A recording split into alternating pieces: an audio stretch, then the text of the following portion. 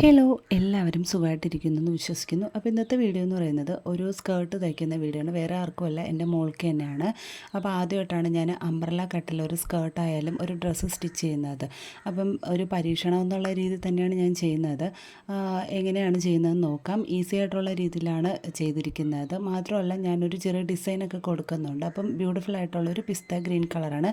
ഇത് സാരിയുടെ മെറ്റീരിയലാണ്. മുൻപ് ഞാൻ 180 രൂപയ്ക്ക് മേടിച്ച ഒരു സെമി സിൽക്ക് പോലെ തോന്നിക്കുന്ന നല്ല ഗ്ലോസി ആയിട്ടുള്ള അത്യാവശ്യം കട്ടിയുള്ള ഒരു സാരിയുടെ ഫാബ്രിക്കാണ്. അപ്പോൾ അതിൽ നിന്ന് കുറച്ച് ഞാനൊരു ടോപ്പ് തയ്ക്കാൻ വേണ്ടിയിട്ട് എടുത്തിട്ടുണ്ടായിരുന്നു. അതിൽ ഞാനിതുപോലെ ടോപ്പൊക്കെ തയ്ച്ച് വർക്ക് ചെയ്ത് കാണിക്കുന്നതായിട്ട് ഒരു വീഡിയോ ഞാൻ അപ്ലോഡ് ചെയ്തിട്ടുണ്ട്. അതിൻ്റെ ലിങ്ക് ഞാൻ കൊടുത്തേക്കാം. പിന്നെ ഇതെന്ന് പറയുന്നത് ഇന്ന് മോൾക്ക് മാത്രം ഒരു ഫ്ലെയർ ആയിട്ട് കിടക്കാൻ വേണ്ടിയിട്ടാണ് ഞാൻ അംബ്രല്ല കട്ടിൽ ഒരു സ്കേർട്ട് തയ്ച്ചിട്ടുള്ളത്. നല്ല രസമുണ്ടായിരുന്നു ശരിക്കും പറഞ്ഞാൽ. സ്റ്റിച്ച് ചെയ്ത് വന്നപ്പോൾ നിങ്ങൾക്ക് എന്നെ കാണാൻ പറ്റും. നല്ല രസമുണ്ടായിരുന്നു കാണാനായിട്ട്. അപ്പം ഈസി ആയിട്ടുള്ള രീതിയിലാണെന്ന് പറഞ്ഞല്ലോ. ശരിക്കും പറഞ്ഞാൽ എനിക്കിതിൽ ഏറ്റവും ടാസ്ക്കായിട്ട് തോന്നിയത് ഈ ഒരു താഴത്തെ പോർഷനിൽ ഇങ്ങനെ ഒരു കർവ് ഷേപ്പിൽ വളഞ്ഞ് വരുന്നത് കൊണ്ട് തന്നെ അതൊന്ന് തയ്ച്ചെടുക്കാൻ നല്ല പാടായിരുന്നു. ബാക്കിയെല്ലാം നല്ല രീതിയിൽ ഞാൻ സ്റ്റിച്ച് ചെയ്ത് പെട്ടെന്ന് തന്നെ എടുത്തു. പിന്നെ ഞാനിതിൽ സോഫ്റ്റ് ആയിട്ടുള്ള എലാസ്റ്റിക്കാണ് ഇടുന്നത്. പിന്നെ അതിൻ്റെ അടിയിലിട്ടിരിക്കുന്ന ഫാബ്രിക്കായാലും ക്രേപ്പിൻ്റെ മെറ്റീരിയലാണ്. അതും എൻ്റെ കയ്യിലുണ്ടായിരുന്നൊരു ഫാബ്രിക്കാണ്.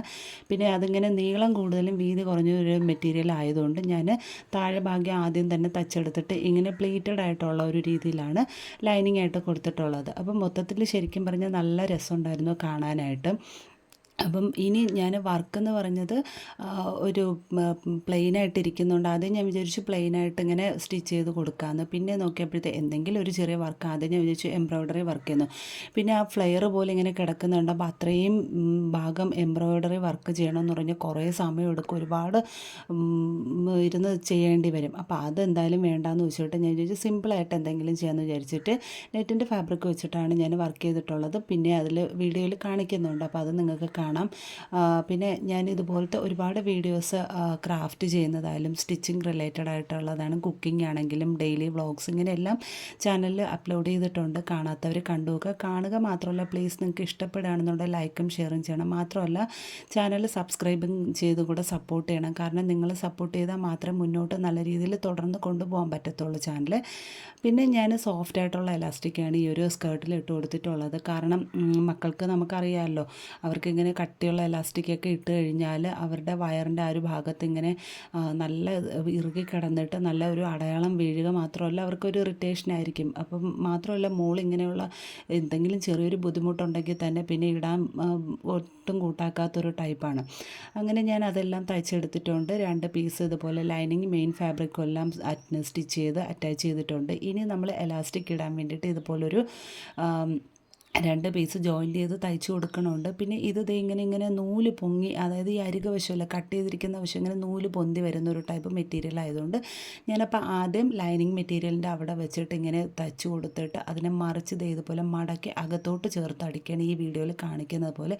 അപ്പോൾ കണ്ടില്ലേ, അകവും പുറവും ഒരുപോലെ വൃത്തിയായിട്ട് ആ നൂല് പൊന്തി വരത്തില്ല, നല്ല നീറ്റായിട്ട് ഇരിക്കുകയും ചെയ്യും, സേഫായിട്ട് ഇരിക്കുകയും ചെയ്യും. ഇങ്ങനെ അടിച്ചിട്ടാണ് ഞാൻ എലാസ്റ്റിക് ഇട്ട് കൊടുക്കുന്നത്. ഇനി നമ്മളപ്പം സ്കേർട്ട് തയ്ച്ച് കഴിഞ്ഞു, നല്ല ഭംഗിയുണ്ടായിരുന്നു. അപ്പം ഇനി നമ്മൾ അതൊന്ന് വർക്ക് ചെയ്തെടുക്കാൻ പോകണം. വേറൊന്നുമില്ല, സിമ്പിളായിട്ടുള്ളൊരു ഫ്ലവർ ഉണ്ടാക്കി അതിൽ അറ്റാച്ച് ചെയ്ത് കൊടുക്കുകയാണ് ചെയ്യുന്നത്. അതിന് വേണ്ടി ഞാൻ നെറ്റിൻ്റെ ഫാബ്രിക് എടുത്തിട്ടുണ്ട്. ഏകദേശം ഒരു 1/2 മീറ്ററൊക്കെ ഉണ്ടെങ്കിൽ നമുക്ക് ഈ ഒരു വർക്ക് ചെയ്ത് സ്കേർട്ട് ഫുള്ളും ഡെക്കറേറ്റ് ചെയ്യാൻ പറ്റും. നല്ല രസമുണ്ടായിരുന്നു. അതായത് ഒരു peach colour and pista green colour നല്ല രസമുണ്ടായിരുന്നു. ഈ 2 കോമ്പിനേഷൻ നല്ല രസമാണല്ലേ കളറ്.